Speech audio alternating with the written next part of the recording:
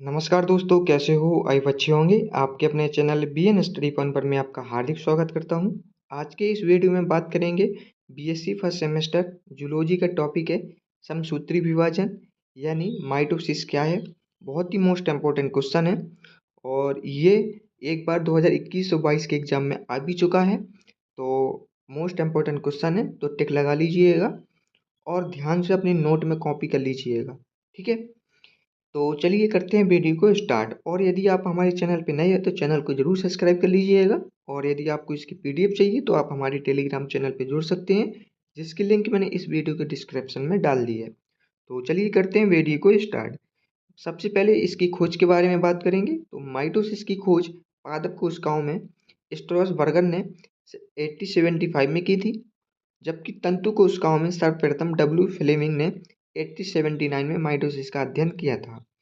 यानी पादप कोशिकाओं में स्ट्रॉसबर्गर ने और तंतु कोशिकाओं में सर्वप्रथम डब्ल्यू फ्लेमिंग ने 1879 में माइटोसिस का अध्ययन किया। ठीक है, ये तो हो गई इसकी डिस्कवरी के बारे में। अब बात करते हैं माइटोसिस है क्या। माइटोसिस को कायिक कोशिका विभाजन यानी सोमैटिक सेल डिवीजन या समसूत्री विभाजन भी कहते हैं। इस विभाजन में संतति कोशिकाओं में गुणसूत्रों की संख्या मात्र कोशिका की समान ही रहती है। यानी जो संतति कोशिका में गुणसूत्र होते हैं उनकी संख्या मात्र कोशिका के समान ही रहती है और यह विभाजन कायिक कोशिकाओं में होता है। जंतु एवं पौधों में क्षतिग्रस्त ऊतकों का निर्माण इसी विभाजन द्वारा होता है। यानी इसका मतलब ये है कि जंतु और पौधों में जो क्षति होती है ऊतकों की जो क्षति होती है उनका निर्माण इसी विभाजन द्वारा ही होता है। ठीक है, और माइटोसिस की क्रिया निम्न चरणों में पूरी होती है। पहला चरण है अंतरावस्था, दूसरा चरण है केंद्रक विभाजन और तीसरा चरण है कोशिका द्रव्य विभाजन। ठीक है, समसूत्री कोशिका विभाजन कायिक कोशिकाओं में होता है। इसे होमोटाइपिक विभाजन भी कहते हैं, क्योंकि यह केंद्रक में केवल एक प्रकार के परिवर्तन से संपन्न हो जाता है। ठीक है, इस विभाजन में केंद्रक में क्रोमोसोम निर्मित होते हैं। इस विभाजन के द्वारा एक पैतृक कोशिका यानी पेरेंट सेल में दो संतति कोशिकाओं यानी टू डॉटर सेल का निर्माण होता है। यानी इसका मतलब ये है कि इस विभाजन के द्वारा एक पेरेंट सेल में दो संतति कोशिकाओं का निर्माण होता है।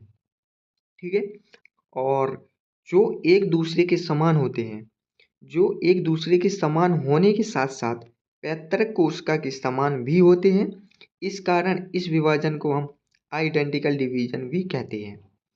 और क्योंकि इसमें गुणसूत्र का विभाजन दोनों संतति कोशिकाओं में समान होता है, इस कारण इसे इक्वेशनल डिवीजन भी कहते हैं।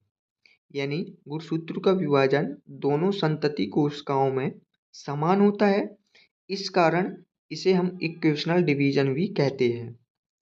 और इसमें पैतृक द्विगुणित कोशिका यानी पेरेंट डाइप्लॉइड सेल 2x से बनने वाली दोनों डॉटर सेल भी द्विगुणित होती हैं।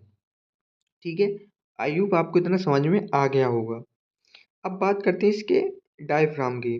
डायफ्राम तो कॉपी में ज़रूर नोट कर लीजिएगा। ठीक है, और यदि आपको इसकी पीडीएफ चाहिए तो आप हमारे टेलीग्राम चैनल पे ज़रूर जुड़ सकते हैं। और जिस भी टॉपिक पे आपको वीडियो चाहिए तो आप मुझे कमेंट करके ज़रूर बता दीजिएगा। और यदि आप हमारे चैनल पे नए हो तो चैनल को ज़रूर सब्सक्राइब कर लीजिएगा। Thank you so much.